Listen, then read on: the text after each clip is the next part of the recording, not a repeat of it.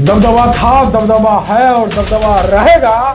चलिए इस दबदबा वाले नेता का आज पर्दाफाश करते हैं। आज बताते हैं कि उत्तर प्रदेश में कोई दूसरा देश पैदा लिया था जो तुम्हारे दबदबा उसके सामने कुछ नहीं था। आज जो ये बृजभूषण अपने आप को बाहुबली, अपने आप को दबदबा वाले नेता समझता है, चलिए आज इसको उत्तर प्रदेश के ही एक ऐसे बेबाक, बेइंदाज और रॉबिन हुड वाले नेता से मिलवाते हैं जो इसकी औकात दिखा सकता था। अगर आप सोच रहे हैं कि बृजभूषण सच में इतना बड़ा बाहुबली है, दबदबा है, तो जरा रुकिए। इसी उत्तर प्रदेश की धरती पर एक और बाहुबली पनप रहा था, जिसके खौफ का अंदाजा इस बात से लगाया जाए कि जब वह जेल से आता था तो पुलिस अफसर अपनी नेम प्लेट जेब में छिपा लेते थे, जिसके खौफ से हाईकोर्ट के 10-10 जज ने उसकी सुनवाई से खुद को अलग कर लिया। और जब देश की मनमोहन सरकार को परमाणु डील बेचनी थी तो 48 घंटे के लिए जिस शख्स को जेल से निकालकर संसद के दहलीज पर खड़ा किया गया, वह शख्स कोई और नहीं, उसका नाम था अतीक अहमद।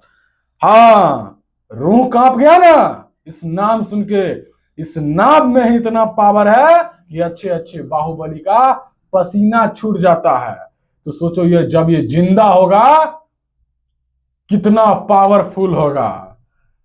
आदमी को नाम सुन के रूह कांप जाता था कि अतीक अहमद आया है। आज के इस सोशल एपिसोड में हम पूर्वांचल के दो सबसे बड़े बाहुबली बृजभूषण शरण सिंह और अतीक अहमद के साम्राज्य की तुलना करेंगे।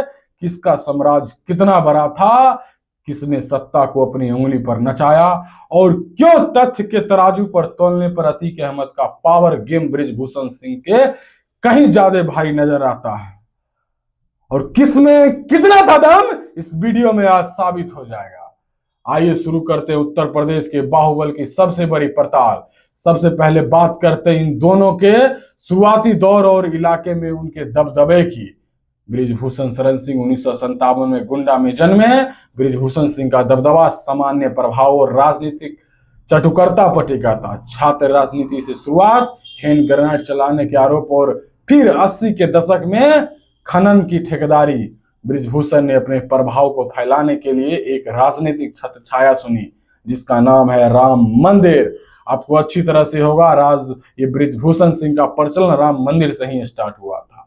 आडवाणी जी के रथ यात्रा के समय उनका सारथी बनना, अयोध्या के साधु संतों का समर्थन हासिल करना और संघ आरएसएस के करीब आना बृजभूषण का बाहुबल और धार्मिक और पार्टी लाइन के भीतर पनपा। उन पर करीब 34 से 40 मुकदमे दर्ज हुए, लेकिन उन्होंने हमेशा अपनी छवि को क्षत्रिय, मसीहा और हिंदूवादी नेता के रूप में पेश किया।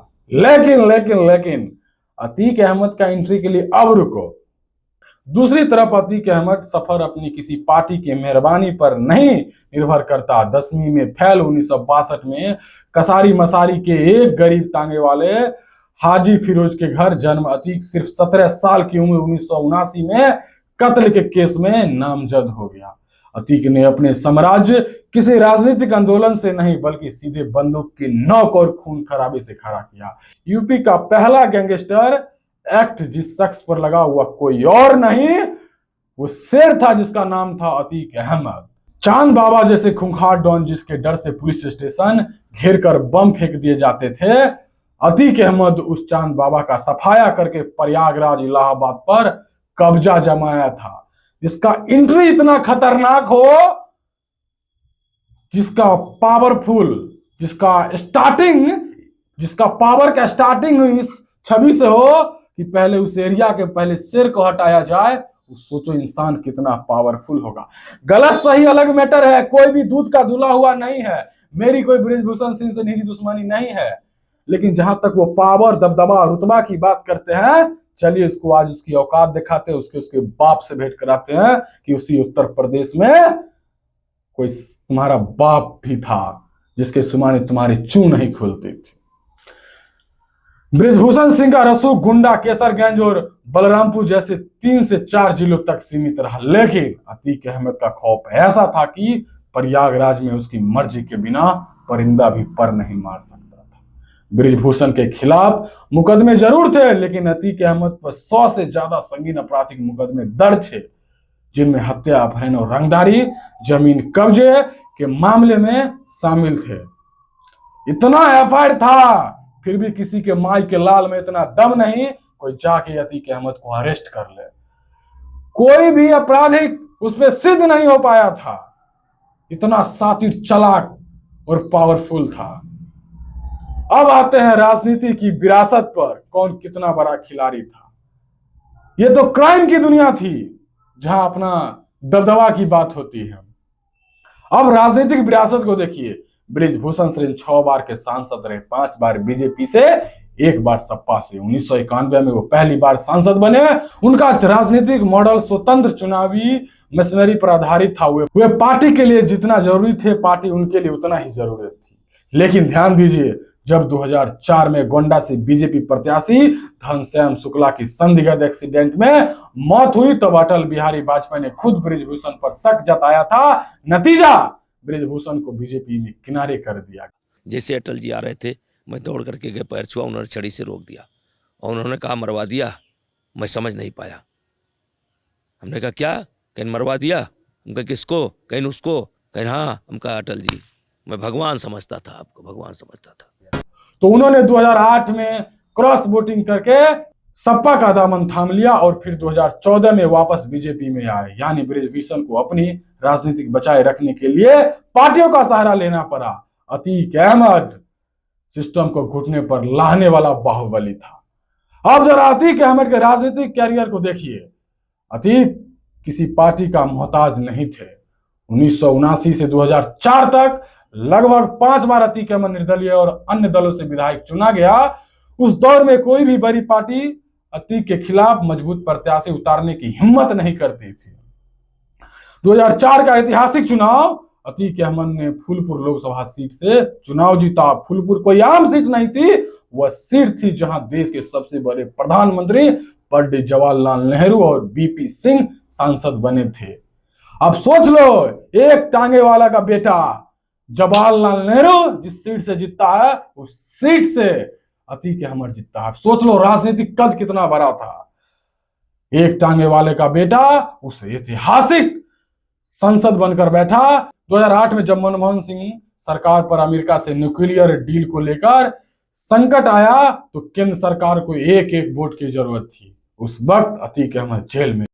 देश की संसद को चलाने और न्यूक्लियर डील पास करने के लिए जेल में बंद अतीक अहमद को विशेष तौर पर रिहा करके संसद लाया गया। सोचिए, एक तरफ चौराहे पर बम फेंकने वाला अतीक और दूसरी तरफ वही अतीक भारत की विदेश नीति और न्यूक्लियर डील की किस्मत तय कर रहा था।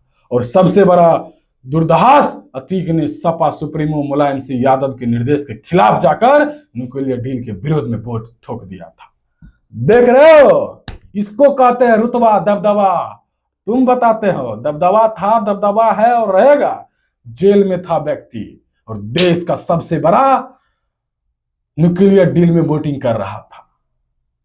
सोचो, एमपी था वो तभी, फिर भी जेल में था, फिर भी उसका रुतबा कम नहीं था। यह दुर्दास और बेखौफ अंदाज बृजभूषण सिंह के पूरे करियर में कभी नजर नहीं आता। बृजभूषण ने बीजेपी के खिलाफ जाकर वोट दिया था तो सपा की शरण ली थी, लेकिन अतीक ने सपा में रहते हुए भी पार्टी हाईकमान की धज्जियां उड़ा दी थी। अपराध के स्तर और कानून व्यवस्था को चुनौती देने के मामले में दोनों बाहुबली का मुकाबला कीजिए।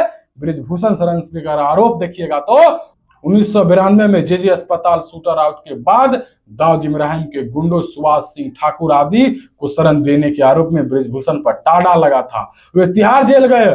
1993 का बलीपुर कांड, पंडित सिंह पर गोलीबारी, 2021 में स्टेज पर युवा पहलवान को थप्पड़ मारना, 2023 में महिला पहलवानों के द्वारा पोक्सो यानी यौन उत्पीड़न के गंभीर आरोप। लेकिन बृजभूषण सिंह का तरीका हमेशा कानून, दांव पेच और अपने राजनीतिक रसूख के पीछे छिपने का रहा। सीबीआई जांचों में ये सबूतों के अभाव में बरी होते रहे। अतीक अहमद का मामला कानूनी दांव पेच से परे सीधे आतंक का था। राजपाल हत्याकांड 2005 आपको याद ही होगा। जब 2004 में उपचुनाव में बसपा के राजूपाल ने अतीक अहमद के भाई अशरफ को हरा दिया था, तो अतीक को यह नगवार गुजरा। 26 जनवरी 2005 को दिन दहाड़े प्रयागराज की सड़कों पर राजू पाल की गाड़ी को घेरकर 20 से 25 लोगों ने अंधाधुंध गोलियां चलाई। राजू पाल को जब टेम्पू से अस्पताल ले जा रहा था तब हमलावरों ने अस्पताल के भीतर घुसकर गोलियां मारी। राजू पाल को 19 गोलियां लगी। यह था अतीक का खौफ। 2016 में सेम हेमग्राइट यूनिवर्सिटी में अतीक अहमद ने दर्जनों राइफलधारी गुर्गों के साथ घुसा और वाइस चांसलर और प्रोफेसर को सरेआम पीटा। 2018 में लखनऊ के बिजनेसमैन मोहित जायसवाल के अतीक गुर्गो अगवा करके देवरिया जेल के भीतर ले गए। जेल के अंदर अतीक अहमद ने रंगदारी के कागजातों पर दस्तखत करवाने के लिए बिजनेसमैन को बेरहमी से पीटा। जेल प्रशासन मुख दर्शक बना रहा। उमेश पाल हत्याकांड 2023 साबरमती जेल गुजरात में बंद होने के बावजूद अतीक ने वहीं से व्हाट्सएप कॉल के साजिश के जरिए 24 फरवरी 2023 को प्रयागराज की सड़क पर उमेश पाल को उनकी 2 सरकारी गनर्स को गोलियों और बमों से उड़वा दिया। तथ्य जो अतीक को ब्रिजभूषण से कहीं ज्यादा खौफनाक बता। तो अब तक आपने पुलिस का खौफ देखा, जनता खौफ देखा, अब इससे जज भी डरते थे। हाँ, इलाहाबाद हाईकोर्ट के 10 जजों ने अतीक अहमद के मामलों की सुनवाई से खुद को अलग कर दिया था। ब्रिजभूषण सिंह के मामले में ऐसा कभी नहीं हुआ। गवाहों को नामो निशान मिटाना। अतीक अहमद के खिलाफ 100 मुकदमे थे।